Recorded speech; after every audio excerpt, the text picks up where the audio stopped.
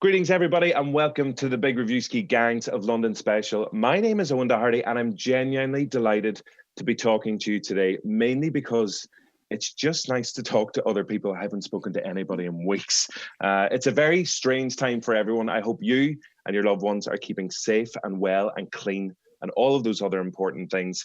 Now, as you may have noticed, this isn't just any old version of the Big Reviewski, though. This is a very special lockdown episode dedicated to one of the most highly anticipated brand new TV shows of 2020, Gangs of London. It's an action-packed 9-part Sky original drama.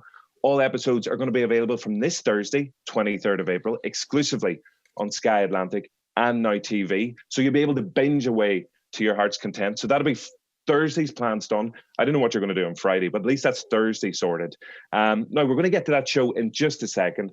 But first of all, I want to introduce you to two other real human beings who have been kind enough to join me here today. As I said, it's been a while since we've been talking to other people, but these two, they're socially distant right now, and that's good, but they've made themselves emotionally available for you and me, which is lovely. So will you please give it up for the one, the only, she's marooned in me. It's Justine Stafford. Round of applause. Round of applause. Hello. Hi, Justine. Hello there. Great to be here. Delighted to have you here and making his long overdue Big Reviewski debut. It is, of course, Mr. Rob O'Hanrahan. They said, give the people what they want. Nobody else was available, so Rob, you're up. It's Cheers, great to have you. Yeah. High fives. Yeah. How are you coping with lockdown, Justine? Look at Nobber. I mean, the internet isn't ideal, but there's lots of fields. I've completed a lot of binge watching. So this came just in time because I was in need of something, and I'm now counting down the days till the release of it. To be honest, amazing. I like your look here. Is this like an actual headset? Are you working in the Nobber's one and only call center? What's going on out there? We have one call a day. I'm expecting that any hour now. But yeah, it's kind of like I feel like I should kind of bring this into the office. I feel very businessy, like I'm either a gamer or in a call center, or Brittany. I kind of feel like it's a Brittany mic. Go with Brittany in a call center. That works. Brittany in a call center. I'd watch that. And Rob, as we said, this is your long-awaited Big Reviewski debut. Now, there have been some lockdown rumours going around about you. I don't know if you've heard them. The rumour is that you've been cutting your own hair every 3 days so far since quarantine began about 2 years ago. Yeah, I've been prepping for this. You know, the way they're talking about how Wimbledon had pandemic insurance. I've been learning how to cut my hair for about 10 years just in case this actually happened. No, I washed my hair for the first time about 3 weeks this morning, so it's been a good day. And I also finally learned once and for all that I cannot 100% grow a beard because I tried it. So I shaved yesterday for the first time since we went into lockdown, whatever that is, about 3-4 weeks ago. I'm not even joking. I didn't need to shave it. It was appalling. Like you just blew on the face and then it just all fluttered away. Just all disappeared. And it went ginger and just lads, not happening. Just no. Yeah. But it's good to know. It's good to know for once and for all that I can't do it. Shout out to all the lovely redheads today as well, of course. Yeah, we're delighted. Some of my best friends are ginger. Some of my best friends are ginger, of course. So as we said, we're here to chat about the brand new TV series, Gangs of London. I'm sure you've been doing lots of binging while on lockdown. Have you any kind of ideal kind of setup, in terms of snacks? I'll tell you, seeing as Easter just happened there, I don't know about you guys, but if you pop into the shops, and I know essential journeys only, but Easter eggs are half price at the moment. So, and they're reducing the value day by day. So I would stock up on as many Easter eggs as possible, just to have some snacks there with you. But is there any particular snack you're enjoying at the moment? I'm really enjoying it. It's kind of in my house. It's a bit of a mystery game of, if you open the press, what's in it today? Because I'm here with my mother and father as well. So I'm kind of going through biscuits with tea that I've kind of started a scale of the best biscuit to dunk. So I've discovered Jaffa cakes. Where you're wasting your time with Jaffa cakes. It goes straight in for a hobnob. A hobnob is where it's at. Or a Kimberly Mikado. Don't overlook a Kimberly Mikado. So that's entertaining me as well, that I'm developing a scale of best to worst biscuits to dunk in tea. It's entertaining and it's educational. Science. Making the most of your science time there. What about you, Rob? It's really exciting for me because my local Tesco is like really small. It's one of those like metro ones or whatever, and it's usually dreadful. But because of whatever's going on in terms of them making sure that it's fully stocked, they have loads of like new exciting things in, like milk and bread. But no, I've gone 100% back to basics, and I've completely rediscovered white bread and real butter. Lads. It's addictive. It's addictive. Toast is incredible. Yeah. It's not fair how good it is. So that's been me entirely. So I'll be rolled out of this place in the next with no facial hair. You'll be so smooth. So yeah, as we said, we have been binging away. People have been catching up on books, TV series, movies, everything. As we said, Gangs of London, it's coming to Sky Atlantic and Now TV exclusively on Thursday, the 23rd of April. A wee bit of background on the show. First things first, it stars Colm Meaney. So immediately everyone in Ireland is hooked straight away because we all just have to take an interest in what he's doing. We will be talking a little bit more about his character, but he plays Finn Wallace, the deadliest, most powerful crime lord and head of the most powerful kind of criminal family in London. He's been in that position for about 20 years. He came over from Ireland as a young immigrant, and he's made his way to the top. And we're going to be looking at the trailer now in a second, but not a spoiler.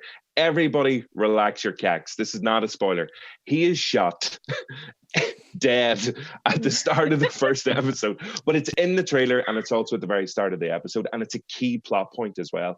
So basically, the whole story revolves around the fact that he's been assassinated, and his son, Sean Wallace, who's played by Joe Cole, not the footballer, he wants to find out who shot his daddy, essentially. So we will get to Colm Meaney in a moment, but obviously all these different gangs start vying for who's going to come out top of the pile in London at the time, now that his space has been vacated. But got me thinking about gangs just in general. And I was wondering, were either of you, Rob, were you in a gang?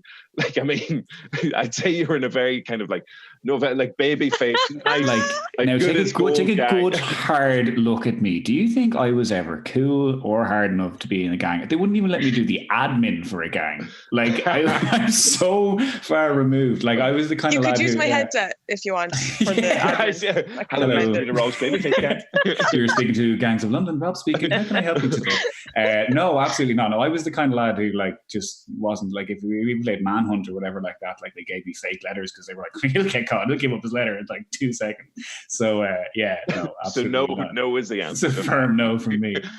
Justine, were you roaming the streets of Nobber in a gang? The only even vague idea of being in a gang was when we did our school nativity play, and I got cast as one of the three wise men. Okay, but hang on. There was kind of four people that they wanted, so they then changed it to the four wise dudes. Nice. And we, for a few months, owned that title and took over the school as the four wise dudes, who were actually the four biggest nerds. Always the taking one back for the nerds. That was me, age 10, and that's my only insight into a gang. Can I ask there? So it's like Casper, Melchior, and Balthazar. It was like Casper, Melchior, Balthazar, and Jim. Or did they give you a fourth name? Who's the fourth cool dude? Ian Brady. That's it. Ian Brady, the fourth wise dude. Well, as gang names go, the four wise dudes is pretty excellent. Yeah. Like gold, frankincense, myrrh, and hobnobs. If Martin Scorsese came up with the four wise dudes, everybody would be like, "Yeah, that's an amazing name." Very nice. In looks with Colm Meaney to play one of the four. So of course, I was in a biker gang, and we were imaginatively called the Biker Gang. It was down the point in Derry. And basically, it was just anybody who owned a bike. And I was actually the laughing stock. Me and my brother were the laughing stock of the gang because, first of all, that's not cool, having your brother in your gang. But anyway, but everyone had BMXs and cool racing bikes. My parents had got us BXMs. And I don't know if those are real bikes or if they're just knockdown versions of BMXs and they've just rearranged the letters, and everyone's like, "Look, check out my BXM," and it was pretty embarrassing. But we all put the little ice pop sticks in the spokes, to make it sound like the the biker gang is coming. So, and how have you guys managed now? Like, considering you only set up that gang 2 weeks ago, since you've gone into yeah, I know. Yeah. It's fine. It's tough. We're just like doing Zoom calls to each other and showing each other like our ice pop sticks collection, basically. So yeah, as we said, Gangs of London is immensely cooler than any of the gangs that we were a part of. As we mentioned, Colm Meaney is in there as the kind of the head of the Wallace family. So here's a quick look at the trailer for the brand new original drama from Sky, because global pandemic or no global pandemic, you're not going to stop Colm Meaney. When he's got a new show to do, he's going to get it out there regardless. So let's take a wee look at the trailer for Gangs of London. We're born into a certain world. It's chosen for us. Some might think it's brutal. No, please don't kill me! I say it's glorious. Someone chose to kill Finn Wallace. Today we mourn the loss of a great man, but tomorrow it will be business as usual. No. Everything stops until I find out who killed him. There was a time when nobody would have dared touch this family. I'm gonna make things right, Mum. Sean Wallace himself tasking me to find the guy who killed his father.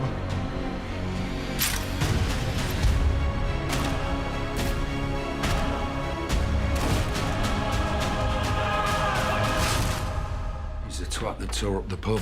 Elliot. You did all that on your own? What was it, 6 of them? 8. But I had a dart, so... My father was taken from us on the streets of London. And now London will deliver to us those that took him. We are making enemies out of business partners. We've got to find a peaceful solution to this. I'm not interested in peace.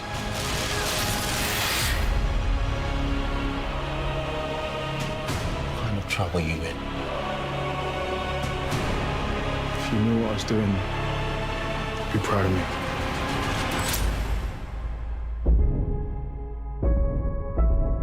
I see him! Get Sean out of here now!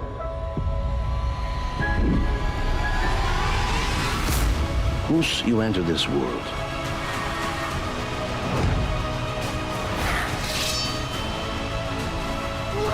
you can build an empire.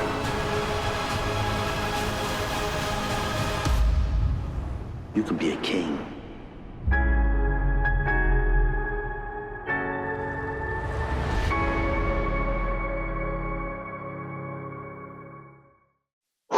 Sweet Jesus. So I don't know about you. I actually didn't know anything about the show until I had seen the trailer. And somebody sent the trailer on. And they said, "Have you checked out the trailer for Gangs?" I was like, "No." It is like, I feel like I've had like an anxiety attack, some kind of like heart attack straight after watching it, because there's a lot packed into those couple of minutes. Did you know anything about the show in advance? First of all, I hadn't heard anything because I'd kind of just been, watching other things, eating biscuits. So course, when I as well, yeah. So it kind of snuck up on me. And then I was like, how have I missed this? But it's like a little mini movie, to be honest, even in the trailer. I was like, Colm Meaney, I'm sold. You know what I mean? So. Of course. Rob, did you know anything about the show in advance? No, and it was funny because I had a lot of kind of preconceived notions going into watching the trailer, because when I heard Gangs of London, I don't know why, I don't know whether it's because of other shows that we've seen in movies and stuff, but I assumed really kind of mustache twirling, we have to bring in this opium from the Far East kind of carry on or something. And so actually seeing what it turned out to be, like, it's so modern, it's so gritty, it's so realistic. Like, even from that trailer, like, I was completely sold as soon as I watched it. I love that you focus immediately on the fact on whether someone has a mustache or not. It's still all about the facial hair for you. It's tough, all right? It's hard. I know. Wishful thinking. But yeah, so I know that we all had a look at the trailer, and we've been fortunate enough now to have a sneak peek at some of the early episodes as well. And obviously, whenever you're looking at something like this, you're like, okay, let's settle down, let's see what this is like. But I think the fact that both of you texted me to say, like, can you send me any more episodes of that show? Basically, because it's that addictive, it's that good. So was there anything initially, having watched the trailer that we just watched and heard there, Justine, that you were, I mean, it feels silly even asking you the question because everyone knows your love for the man, but was there anything that stood out in particular for you that you're particularly excited about? Okay, well, I have to say that I loved that the fight scene, nearly they choreographed it with the music in that trailer. So it was like punch, music beat. Loved that. But I mean, that's second to Colm Meaney. Of course, Colm is the highlight for me. The second I heard his voice come in, it's just like, I know who it is now. So when he's saying that line of, some people think it's brutal, I think it's glorious. I was like, oh my God. So I'm actually glad that from the get-go, even in the trailer, you see that he's shot, because I don't think I could deal with the emotional trauma of seeing him shot further down the line. I'm good that I'm aware of that now, you know. But it's great to see him doing, like, obviously I love him when he's comedy, the snapper. So this is great as well to see the more serious, because he's a fantastic actor. Oh yeah, he's phenomenal. Yeah. Oh, incredible. So it's great to see him, and a lot of Irish representation as well. We've Emmett Scanlon, who's in it as his driver. Not to give any plot away with him, but he's great. There's a lot of flashbacks, scenes with him. He was in Guardians of the Galaxy. Did you know that? Was he? I did not know that. I was just looking that up. Yeah. Now he's mainly known for being Brendan Brady in Hollyoaks. Right. Okay. I don't watch Hollyoaks, but that would be one of the biggest roles he's known for. So I'm sure this has been an interesting change. I'm not sure if Hollyoaks deal with gangland. Do you know what? It's gone really gritty. Yeah. What do you want to see? Yeah, there's also Michelle Fairley, who's a local Derry woman. So obviously I'm claiming her as if I'm responsible partly for her career to date. Was she in your gang? She was. We invited her to the BXM gang. So we did, but she was way too cool for us. But yeah, so people would know Michelle Fairley as most famously Catelyn Stark, Lady Stark from a Game of Thrones. So she's obviously got she plays the matriarch of the Wallace family here, and really hoping that she kind of goes into those kind of Lady Macbeth type kind of pulling the strings behind the scenes and being horrifically evil kind of roles. Plus, in a nicer way, she also played Hermione Granger's mammy in the Harry Potter movies as well. So she plays the bereft mother really, really well. That kind of she does, it's incredible. My children, my family. So great kind of Irish representation there. Now, knowing that you're obsessed with Colm Meaney, Justine, I did a wee bit of a mini Meaney masterclass quiz. I know I'm just springing this here on you. No, it's so many. There's only one question, but I want to see, out of the two of you, like Rob, a Colm Meaney nobody, or Justine, a Colm Meaney mastermind specialist. See who gets the closest answer. I want to know, do you know what age is Colm Meaney? Because what? How do you know that straight away? Immediately, I've never seen you so excited. But basically, because he looks the same in everything he plays, no matter whether it's like the 80s, 90s, the noughties, or now in 2020. But I was wondering, like, he never ages. So I was, well, first of all, Rob, do you want to hazard a guess at what age Colm Meaney? I'm just thinking, like, in terms, like, the van and the snapper must be close to what, like 25, 50 years ago. So I'm going to go old. I'm like 67, 68. Which one is it? You can't pick two. Come on. Okay, so I think I got it, because judging by Justine's face, it wouldn't be going on a Zoom call without it being a quiz, by the way. Make sure we put this on our Instagram story. I'm going to go with 67.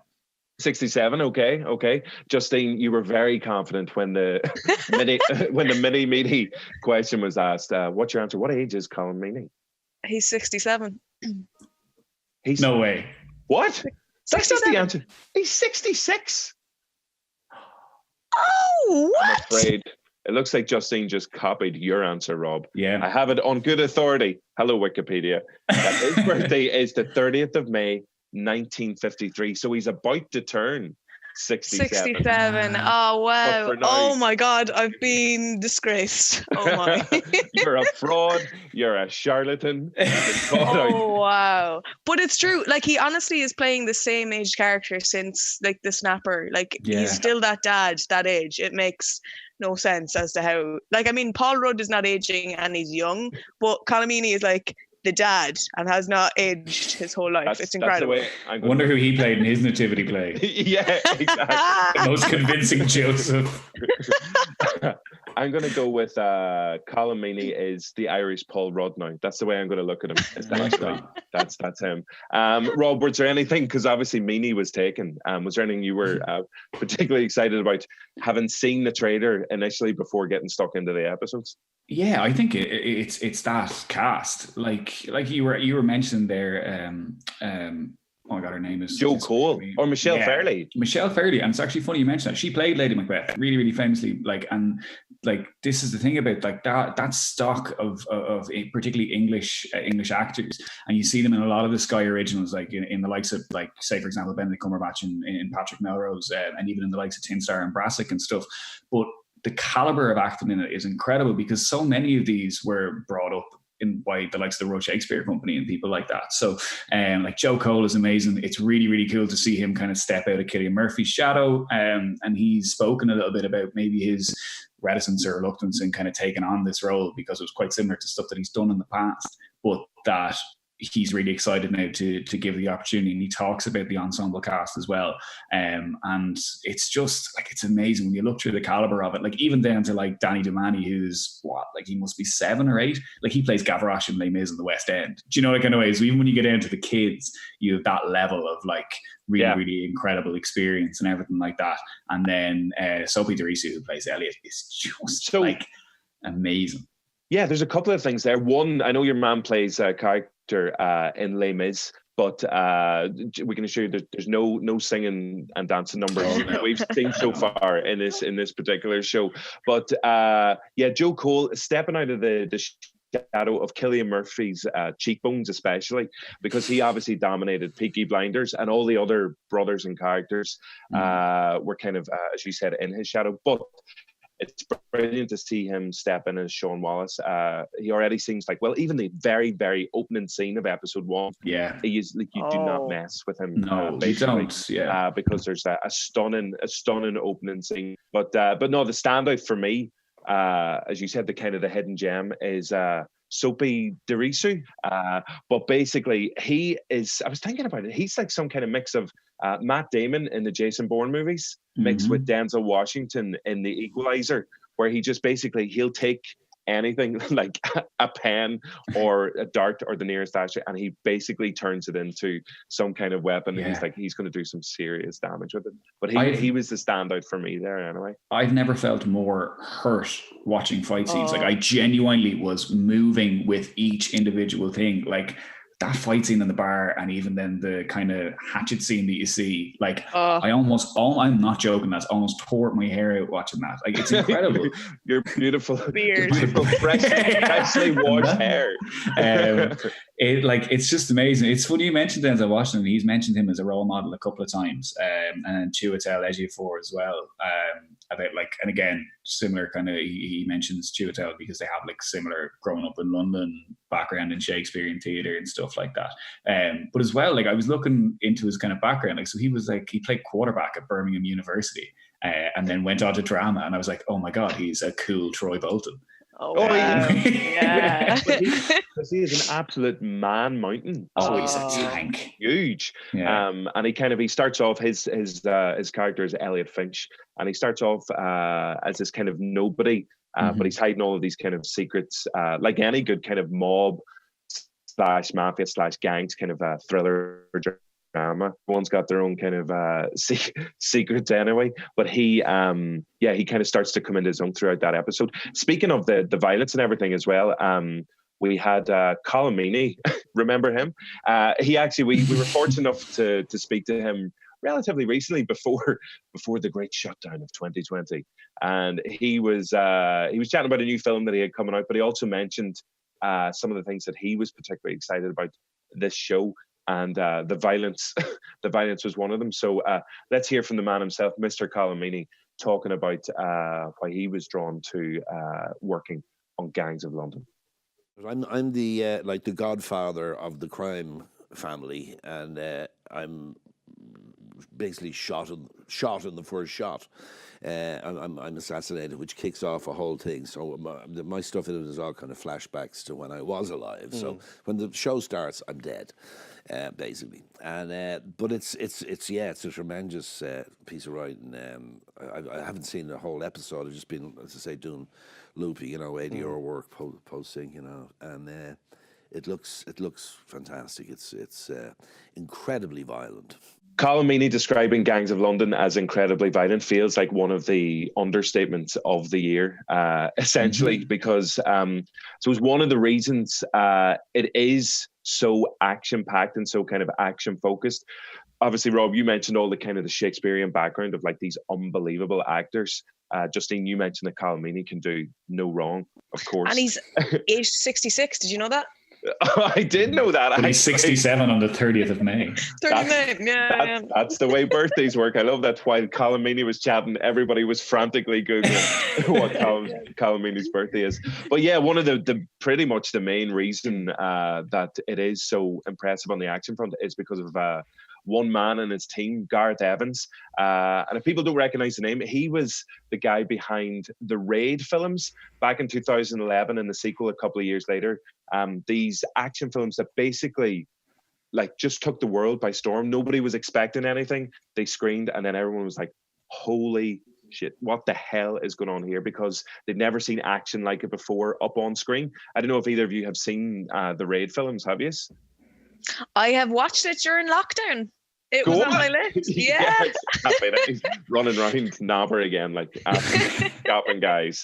But it's an absolutely incredible series of films. But basically, he is the co-creator, co-writer, and he's directed a number of the episodes, including the pilot episode for Gangs of London. And he's brought that very kind of, you mentioned choreography earlier on, Justine, really artistic, creative kind of action to what people would associate as like a gritty London drama. So there's stuff in this genuinely, I haven't seen action like this in a TV series before. No. There's been brilliant action moments, but I think the first episode's like about an hour and a half. It's like a mini feature film. Yeah, 100%. So Gareth Evans, instead of listening to me prattle on about how amazing he is, we were actually fortunate enough to get an exclusive interview with the man himself. So why don't we just listen to him instead? This was our chat with director Gareth Evans, all about Gangs of London, coming to Sky Atlantic and Now TV Thursday, the 23rd of April. Gareth, it's absolutely lovely to talk to you today. Thanks for joining me. Thank you. I already feel immediately put to shame. I'm looking behind you, like I just have a beige, boring wall behind me, and you've got an actual gym set up. So you're obviously coping with lockdown okay at the moment, are you? Yeah, doing all right. We're very fortunate. We've got a garden we can use and everything else. And so, yeah, this is technically the office, but with some stuff that I never really use, as you can probably tell. So, Well, that was my next question. I was going to talk us through your 45-minute Joe Wick style weight routine. That'd be great. We started doing that because my little girl wanted to do it first and foremost. We didn't join from day one. I think we joined on like day 3. And so far, I've only skipped 2 so far. It is grueling. Brilliant service, by the way. Like, what he's doing is amazing. But, I won't lie. There are days where I if it wasn't for the kid in the room, I'd be shouting at the TV at him. So, yeah. You'd be skipping a lot of them. Well, first of all, I want to say a massive congratulations on Gangs of London. I know it's a very kind of weird way to be doing this. And as I said, we're very appreciative of you taking the time to even talk about it. But I had a sneak peek at the first couple of episodes. I've been fortunate enough to get a look. And I felt that actually you probably exert more energy watching that than you do doing a Joe Wicks routine, because I felt like I needed a lie down after it. But can you just, for everybody who is going to be kind of, maybe they've missed the trailer or the posters or whatever, just tell us what's the very basic premise of Gangs of London for starters? The very basic premise is that the show starts with the death of a mob boss, and this mob boss has been responsible for sort of like keeping everyone in check in London. And we want to look at the idea of London being like a global city. So we have like quite a big sort of like cast of characters and a lot of different sort of competing elements, so to speak, all within the world of organized crime. And with his death then comes this sort of question mark over who's going to lead. Is it the natural successor in his son? Is he ready to take over the reins? What are the opinions of the other sort of gang leaders who may have had, very little or quite a lot to deal with him? And so, meanwhile, you've got the son then played by Joe Cole, who is, intent on stopping everything, shutting down all of the business until he finds out exactly who is responsibility for the murder of his father. And so that's kind of like the start of it. And then, as a result of the show, as the show progresses, then we start to uncover the sins of the father, the secrets and lies that have kind of been the foundation of this family and this organization. Yeah, the juicy stuff. That's what we're looking for. All the juicy stuff. All the juicy stuff. We've seen London on screen as audiences in TV shows and movies like a million times before. But going into this, like, what did yourself and your creative partner is Matt Flannery? Yeah. How did you want to kind of set it apart from everything that's gone before? Well, the good thing was for us was that both myself, like Matt's been my director of photography on everything that I've done up until now, but he's also been, in the sidelines, he's also been the guy I first show every sort of first draft of every script I've written. So I've always get notes from him for everything I've done. And so when it came time to do a project of this size, of this scale, I knew I wanted someone who had been with me since the beginning that would understand what I wanted to do, but also because Matt comes from a creative writing background himself, for him to be able to help steer the ship. And so it was a real beautiful collaboration and working with him and being able to co-create this world.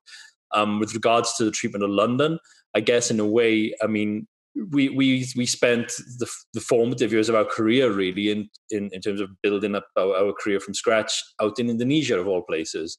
And, we weren't familiar with Jakarta other than, the brief time we'd spent there before we made movie number one. And then, and so then all of our approaches whenever we were filming out in Indonesia, out in Jakarta, was to kind of avoid the pitfalls of being like a foreign filmmaker in another country where it becomes like a tourist snapshot. It becomes like, all the postcard pictures and all the sort of locations that all of the sort of the sights and sounds that you associate as a tourist. And so we didn't want that for our version of London. When it came to doing Gangs of London, neither myself nor Matt have lived in London prior to working on the show. Obviously, once we started getting into it, then we lived there for a decent amount of time as we were doing our research and then in production itself. And so that was our approach. We knew that what we were doing was going to be quite a heightened version of the city, and the characters were going to be quite larger than life, and we weren't looking to do a social commentary, so this was never going to be something along the lines of like Top Boy or other films and TV shows of its ilk where they've done that and done that very, very well. We knew that what we were doing was going to have moments where we would jump into flights of fantasy. We knew we were going to have stretched out action sequences that would go on for an ungodly amount of time, and and so in order to do that, we wanted it to feel a little bit more mythic, a little bit more heightened. And so we consciously decided especially in our first shot of the episode, we were doing an aerial shot of London where the camera's flipped upside down. So already you're kind of caught off guard. I thought my screen was broken. I was watching it. I was like, "Oh no, I need to turn everything upside down." But then it gradually revealed. It'll have to come out with a disclaimer for ep one. Yeah, but just everybody confused. Exactly. But I think it was key to us that when we did that shot as well, like one of the small things we did in that, because obviously we working with Dupe, who did the VFX for the show. We made a decision to kind of like let's erase all the landmarks. Let's get rid of everything which looks specifically like London. The geography is the same, so the river is where the river needs to be, and like there are certain buildings and pockets of things which are kind of like reminders of actual London. But then the landmarks have gone, and so they kind of exist in its own creation, then, so to speak. No, that all sounds super. And as you said, it kind of does have that heightened feel with the extended action sequences and the larger than life characters. You mentioned there yourself, Matt, doing some research on it. Did you have any close encounters? I'm not going to ask you, did you join organized gangs, but any kind of close encounters, or just, I'm sure you heard some absolutely insane stories from people. Yeah, I mean, like Pulse were really good in terms of, because I think some of the guys from Pulse come from a journalistic background, so they were able to kind of link us up with a lot of different people, and whether that was, former undercover policemen or former, criminals that have turned good, here and there, first-hand accounts of what it was like on the streets of London. And we, for us, it was about, doing a deep dive in the initial sort of research and to find stories that were taken either from, news headlines or from these little anecdotes that we were hearing, and finding ways to sort of treat them differently, to bring them up more in terms of cinematic scale then. And so it was kind of like, if everything came from a source of an origin point of being grounded in reality, then we could tweak that and we could raise the game on that a little bit more then to kind of make it feel unique and special. Now, I don't know if you remember this. It's obviously one of my life highlights, but we actually had a conversation about 6 years ago, whenever you were releasing The Raid 2. Right. And whenever we were chatting, and you actually mentioned, I was having to read back, and you mentioned that whenever you were working on the Raid films, you were like, one of the key things about the cast and crew and everything is like, you never want anyone to develop what you called an arsehole ego, which is a great mantra in life anyway. Like with an amazing cast and crew on this, hopefully there were no arsehole egos anyway. But the cast you've assembled is incredible. Like in terms of putting them together, there's a really strong Irish connection that our audience are particularly interested in. Colm Meaney is a national treasure. So whenever everyone sees him getting shot immediately, I think you're going to have a bit of a riot on your hands. But what was it about him? Apologies for that. Listen, that's fine. You can apologize for killing Colm Meaney. But like, what was it about him as an actor and a performer that you wanted him in that very key and very kind of consequential role? We knew that role, that figure, he had to carry a certain amount of gravitas. It had to be one of those. It had to be someone who, the moment you see them on screen, you feel power from them. And Colm's always had that, and I've always been a fan of his work. Ever since I was like probably way too young to watch The Commitments, but watched it and loved it, and so and following through his career since. And so when his name was kind of put forward, Kelly Henry, who was our casting director, did an amazing job, by the way. Like, aside from all the sort of the big tentpole names that have kind of become part of the show, she also cast the entire show with a sense of like authenticity, and which is key to us. But with regards to Colm, it was just like, I made a purposeful approach that in the first episode, and he will appear throughout the show at various stages and stuff, and fill in the blanks, so to speak, on what his character got up to pre being shot in the face. But with Colm, I mean, like, as soon as you see him, he exerts that power and he exerts that control. And so because he's so familiar and because he's so, robust as a performer, then I didn't need to show him full on close up from the get go. So we were able to kind of just give you glimpses of him. And it's a weird thing because like he's across the show quite a lot, as you'll see in some of the other episodes. But sadly, I only got to spend like 2 days with him and across the entire thing. It was like, we did 2 days of filming and that was it.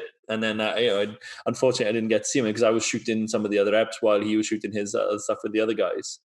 But a very generous, very kind performer. And in terms of the what we were talking about, the arsehole ego, we were really, really fortunate. With a cast this big and with a show this size, the fact that it just keeps moving and keeps moving and keeps moving, like, they were an absolute joy. Like, I don't subscribe to the whole sort of like Hollywood story thing where everyone gushes over everyone endlessly and says, oh, they were so wonderful, everyone's so perfect.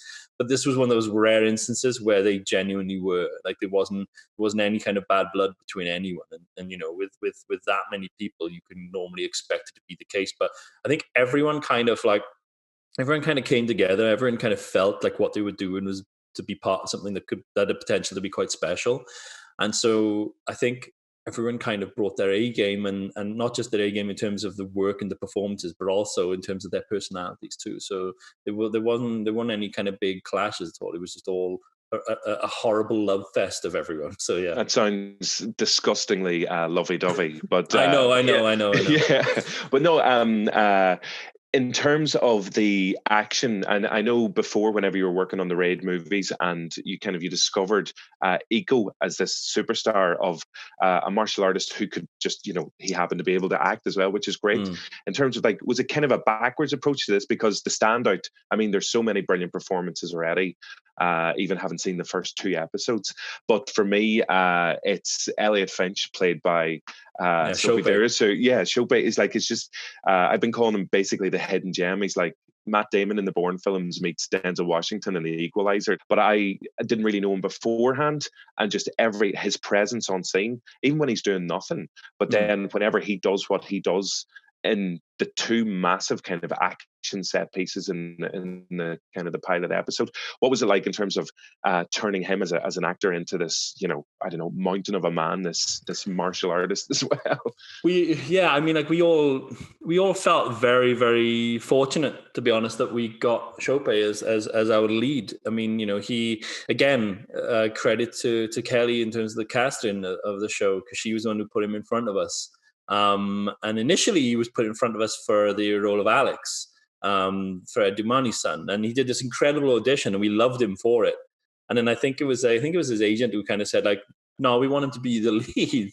And at that point we were thinking, yeah, but we think we just cast Alex, we think we got our Alex, and we hadn't really considered him for it. And then they kind of, were like, well, consider him for it. And so we were, all right, well, let's give him a shot. And, he came in and he re-auditioned for Elliot. He did a great audition. We knew he was going to handle the drama side of things. That was never a question. I mean, he's such an incredibly gifted performer.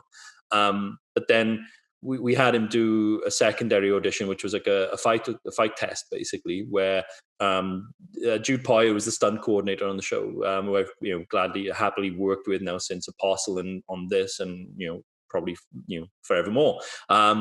One of the members of his team, Chris Webb, was responsible for running Chopin through his paces and just doing like a little sort of test, checking, his footwork, checking what his upper body work was like, where he favored, where he needed work. And like 20 minutes into his little sort of fight test, Chris comes down and kind of knocks on the door and is kind of like, big thumbs up. And, so Chopin had already impressed him. I think Chopin had like a background in boxing anyway, and he's quite a physical person in terms of sport and interests. I know he played rugby as well, and American football and basketball and stuff like that. So I think he's very much interested in a lot of different sports, like contact sports. So he has that physicality built into him. But what we didn't expect was for him to handle the choreography quite so efficiently. Obviously, for the big, dangerous stuff where people again hurled into walls and flipped over and stuff, his stunt double stepped in very kindly and very graciously and took the load off. But when it came to the complex choreography, well, all the punches and kicks and grappling, it was Chopin. He was just doing it, and he picked it up really naturally. And we had moments when we were shooting these fight sequences where I'd forget that he was an actor that we trained up to become a fighter. I was starting to treat him like the fighters that I used to work with out in Indonesia, and be like, yeah, well, let's go again, do another take.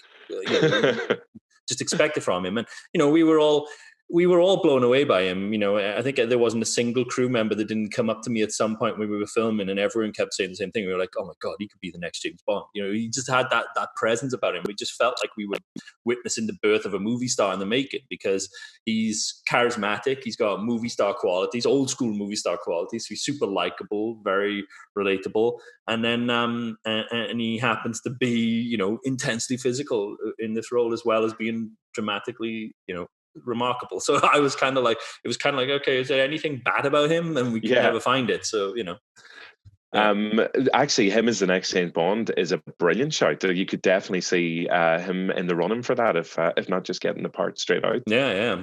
Who knows? Once the show comes out, maybe people will take more attention to it. So, you mentioned it. I didn't even know fight tests were a thing. Thankfully, any job I've gone for in the past hasn't involved an impromptu fight test. Speaking of the action, if there wasn't already a smoking ban in place, I would say it'd probably be one implemented now, with the use of an ashtray in particular in that initial bar scene. You've obviously made a very conscious decision to go, we're really going to deliver on the action here. As you said, those kind of elongated takes. Like, how are you mixing that up? Because even the bar fight, and people will see it in the pilot, it's almost like a horror film, gory blood. Like, how are you mixing up, and what can people look forward to in the subsequent episodes as well in terms of action? Sure, yeah. I mean, when it came to the fight design, going back to the thing, like with Jude Poyer, who's the stunt coordinator. I mean, I had me and him have both got the same kind of interest. We both kind of like watched all the same films. You know what I mean? I thought I knew a lot about Hong Kong action cinema until I met Jude, and then he's like an encyclopedia for it. So he's introduced me like tons of stuff since that I didn't even know existed. And we have the same kind of philosophy, which is like, things can be stylish and things can be inventive, but it has to still feel like a real fight. And so that was our remit throughout the design process. So it had to always feel like it was still a real fight. It wasn't allowed to be in just because it was cool in terms of the choreography design. Now, obviously for the first fight, the one in the pub, that was us kind of given a little bit of a wink to the fact that, there will be some preconceptions about the fact that it's called Gangs of London. And so there was a lot of expectations of like, oh, okay, Cockney working class gangsters and the boozer and everything else. And so we were like, well, how do we subvert that? Well, classic, why don't we just make out exactly how do you subvert it? And we were like, well, let's not avoid it. Let's just jump in 2 feet first, and we just go straight for it. And so we went into this pub then and designed this sort of big barroom brawl. But then, looking at the thing, we were like, oh, let's ignore the smoking ban because they're all gangsters in there anyway. They're not going to just step outside to light up. Let's just say they are all smoking in there. So now we can have an ashtray. So like, well, what are the things that are quintessentially British that we can use that are kind of almost stereotypical, almost cliched, but use them in a way that you wouldn't have seen it before? So the ashtray, I'm pretty sure people want to see me use it that way. Definitely not. Find out when they do see it. Yeah. And then we were like, well, what about the playing dart? And we're all fans of RoboCop, and so I was like, well, what if he kind of grips it between his fists, and then that's his stabbing motion? And so it was finding different ways to utilize props and locations, and then design the sequence from there. And then we spent a fair amount of time designing them. I think for the first fight, the pub fight, we wanted it to be like aggressive but knockabout, and so you could still have fun with it. You could still be pulled along like it's a roller coaster ride. The final fight in Ep1, that's you stepping into a horror film all of a sudden, and it's intense. That's and shocking.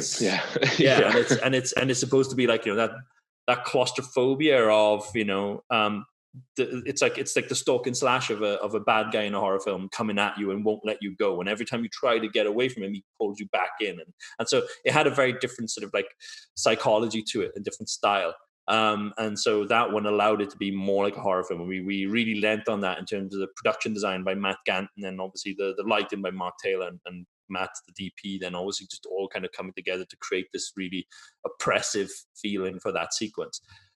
As the show progresses, in Ep 2, we delve into a little bit more gunplay, and we had we shot for Eps 2 and 3, I did the action sequences for 2 and 3 while Corin was shooting the drama. And then in Ep 4, I left him have his fun because I didn't want to take all the fun away from the directors. So it was kind of like I did Eps 1, then 2 and 3 for the action, and then I did Ep 5, and then the rest of the guys were, okay, go off and have fun yourself. And so in 2, we did like a big old shootout in a field in Kent in December, very close to coming up to Christmas time, and it was so unbelievably cold that it took me about 7 months to feel my toes afterwards. It was really bad, really horrible conditions. It was like soup. The mud was up to our ankles and everything else, but that was a great sequence. That was an intense sequence, but a great sequence. So that's one that's going to be a lot of fun. And then I think in Ep 3, we shot like an introduction to Nagesh Rashidi's character Lale, which is like a bit of a flashback. And we had like 1 day to shoot this crazy sort of like 5-minute sort of action sequence. So somehow we pulled it together, and then testament to Jude again. When I was shooting some of the drama elements for that scene, he was outside shooting with doubles to get us as much coverage as we could get on some of the stunts elements, so we could make the most of this 1 day of filming that we had for it. But then at the end of 3, we have this really great, I'm not giving any spoilers away, but we have this really great one-on-one again with Chope, where this time it was kind of, that's probably his most insane action sequence across the entire show. That's still to come. Jeez. That's still to come. I'm getting a stitch just thinking about the ones from the first episode. But and then furthermore, then in Ep 5 is kind of a standalone, and I directed that. We brought that back to Wales. And I'm jumping ahead of myself. In Ep 4, there's a big sort of alleyway shoot that Corin got to do. So that was Corin's baby then for that one, which is super intense and brutal as well. And then in Ep 5, I went off on one and kind of designed a sort of a siege finale on this one house where it just goes crazy for about 20 odd minutes, and we just thought, oh, let's not hold back, and so we just went full tilt on that one, and that was part of our shoot in Wales then, which was a barrel of laughs. It was a lot of fun. So yeah. Incredible. So you obviously raised the bar, set the bar in the first episode, but it's nice to hear that you went off on one, and we can look forward that we can look forward to that action. I think I genuinely think it's going to go down brilliantly with the audience. Would you be hoping, or is there any word on a second series? I think they're planning for it. I think that's definitely sort of like something that is being talked about. Obviously, the work's going on behind the scenes, but it's waiting to see how the first one gets received and how people react and everything else. But I know like the machine is moving around in the background. We're all in a little bit of an unprecedented situation at the moment. I think globally, and I think there are more important things in life at the moment that are being dealt with. So we're just keeping our heads down and just plugging away at whatever work we've got. And I'm developing stuff of my own at the moment. I'm very keen that hopefully towards the tail end of this year, if not beginning of next, depending on situations and how they resolve themselves, to make another film. So that's sort of hopefully next on the cards for me then, at least. Well, there were, because again, from our previous conversation, you had mentioned the possibility of the Raid 3. I don't know if that's still on the cards, or I should have kept my cards close. That was to my 6 chest. years ago. Oh man, because like I had an idea for it, and I was going to do it, and then what happened was that obviously I was never going to do it straight after the Raid 2. I wanted to do something else first. I was developing a project. That didn't go, but it took about 2 years of my life away, of work away. It's not that dramatic. But it was two years of just not being able to work on something like the Raid 3 or whatever or anything else. And then Gangs came around, and then that filled a gap. And I was like, right, well, look, I'd moved back to UK already. I was like, well, look, I'm not going to go straight back to Indonesia now and then just try to make the Raid 3. I wanted to still prove that I could do something here, because I hadn't done anything since I'd moved here. And so then Gangs came along. We were developing that.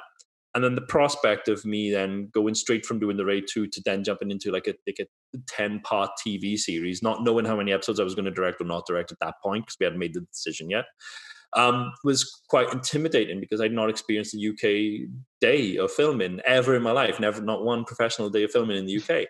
And so that's when Apostle came around. And so Apostle became this thing where it was like, okay, look, I can go off and make this film, use it and learn from it and figure, okay, well, this is how much I can get done in a day. This is the difference between the shoot in the UK and the shoot in Indonesia. In Indonesia, you just keep going until you're done. And in the UK, you go as far as you go, and then all of a sudden your AD's telling you, yeah, you got like 15 minutes left. And I'd be Union rules. We've got like four or five more shots left, right? And he goes like, yeah, 15 minutes. And so it's like, okay, well, I guess we're going to cut 2 or 3 shots out then. So, but it was a really good. It's a really better. Like, I find the UK system a hell of a lot better for me personally, because I think if I carried on doing stuff out in Indonesia, I'd have burnt myself out, because the Raid 2 burnt me out massively. Yeah, so I can imagine. Energy wise, I was done. I was shot. And so coming back to UK and being able to work and then actually get home and still have time to read a bedtime story to the kids or whatever, or actually be sociable is do a Joe Wicks workout. I don't think I'll be doing that when we're in production, to be honest, but yeah. Yeah. No, well, fingers crossed for the series 2 and the Raid 3 eventually at some point, and whichever other project you happen to be working on at the moment. I know they're Deathstroke and Blister are both in your IMDb. So Blister was the one we were developing. That's kind of like parked indefinitely for now. We're just that might get picked up further down the line. Deathstroke. There was a moment where it was going to happen. I was having a couple of chats with them, with the guys at Warner's. DC, sorry, and then I think there might have been a shift, a change around of personnel, let's say that, and then I think that project stopped being a priority project for them while they were kind of reconfiguring, and so I haven't heard anything since. So I don't know, who knows? That might get picked up again in another couple of years' time or whatever. But I haven't heard anything yet. So. Okay, well, we'll watch this space. All episodes are going to be available of Gangs of London for people to watch straight away. Are you kind of like, I'm going to sit through the night and binge everything? Or are you like one episode at a time? I'm going to take a break.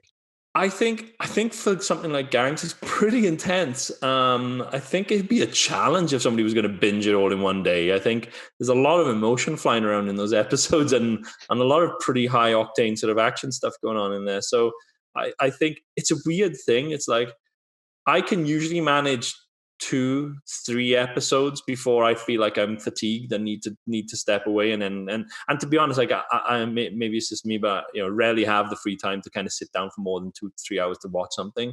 So I think 2 episodes at a pop is good, because then you're not fatigued by the end of the last one you saw before you gave up. And then True. So if you can approach them all with fresh energy, 5 days you'd be done then, wouldn't you, really? Yeah, well, it sounds like people are going to need all the energy they have to watch it through properly anyway.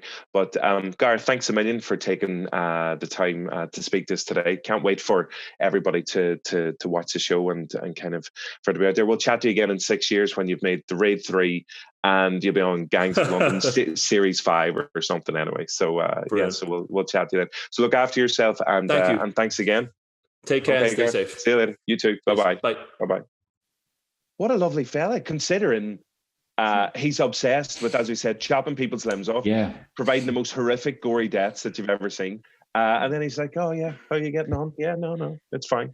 I reckon he's definitely up there. He's making a very particular type of movie, and it's brilliant to see him bringing those kind of skills and making a TV series really cinematic as well. Sometimes when I'm like watching a scene like that, I'm not great with gore, and I have to just remind myself, like, okay, hang on, this was filmed, and then I just get into the technical, how did they actually do this? And I just get obsessed with that, and it's fine. And like watching this was just like, this is insane, the level of choreography that had to go into this. It's that fight scene in the pub, oh my god, I've never seen a pint so usable as a weapon, and I am terrified. I'm terrified. Well, we're all lovers, as we've established already. No, not with each other. We're all lovers, not fighters, is what I was getting at. I should have finished the sentence first. But yeah, but like that was the thing. Whenever, because I've witnessed people having arguments in pubs before, but never a full-on bar brawl. But as you said earlier, Rob, you wince and flinch at every single punch that's landed. Yeah, Justine talks about like using pint glasses. Lads, there's one of the most creative uses for an ashtray I've ever seen in my life. Like I think of kind of like really, really iconic violent scenes from like TV and movies. So like the one I always go to is Trainspotting with the glass. Yeah, no one's leaving, that one. And then like stuff like even in the Malcolm X movie, like the use of violence and stuff, the curve, like it's up there. It's that level of like Justine was saying, you kind of go from, oh my god, this is horrendous, to, oh my god, they filmed this. There's a knife fight, I think, in episode 2 or 3 where you're just like, how? Like it goes on for so long and you get so invested in it. Like it's incredible. And I don't know, like the how you can do as an actor, both the level of detail you need to go into for a character in terms of like the grief you're dealing with, or even like the anger and the violence, to then the genuine kind of ballet of what they do in the fight scenes is just incredible. Definitely. They also like to mix in, there's a wee bit, and you see it there in the trailer as well, a wee bit of comedy after the fight scenes as well. And there are different types of action scenes in there. So I think from the drama, the wee bit of comedy, the mystery around who shot Colm Meaney. It's like, who shot Mr. Burns, basically. This is the biggest kind of investigation that's going to be launched since that Simpsons double bill. But as we said, it's going to be released on Sky Atlantic and Now TV on Thursday, the 23rd of April. All the episodes will be available for everyone to watch. So in terms of binge-worthy series, are you guys, do you like to take an episode at a time, give it a rest? Or are you going to be like, no, hook it to my veins, I want the full thing right now? Yeah, I'm going to go through every biscuit left in this house in one sitting, just watching it all. Like I am so waiting now for this. That's literally what I'm waiting for next Thursday. Yeah, it's going to be me, a slice pan, a stick of Kerrygold, and good luck. Like, not even a knife. Not even a knife. I'm just going to hold it and smear it.